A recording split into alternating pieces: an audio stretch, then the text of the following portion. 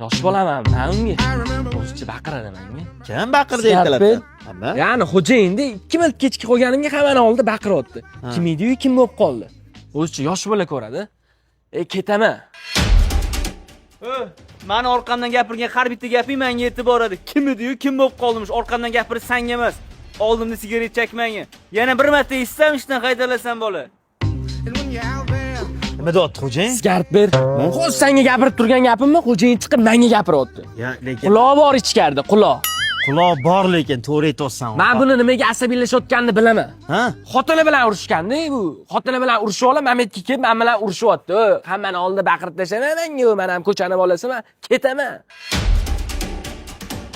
Men senga hozir nima dedim?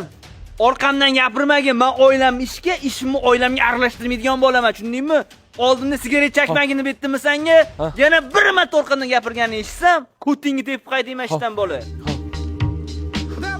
Nima bo'ldi? Menga qara, mikrofon yo'qmi yonimda? Yo'q. Sigaret ber. Bir oy ishlayman-da, pulni bomba qilib olib, basharasiga tuflab ketaman, boru. Menga qara, sen bitta gap tushunasanmi? Oldimda sigaret chekmagin dedim senga. Sen bugundan boshlab ishdan bo'shading. Sen bo'lsa, Labbe xo'jayin. mana shu restoranga menejer bo'lasan. Bu senga. Sen nima lavozimingni ko'tarishni bilasanmi? Ya, men hammasini senga tushuntirib Chunki sen mujiksan, sir saqlashni bilasan. rahmat ishonganing uchun o'rtoq. Men bugun ishdan ketaman, lekin sen ehtiyot bo'l. Ishxonada quloq bor.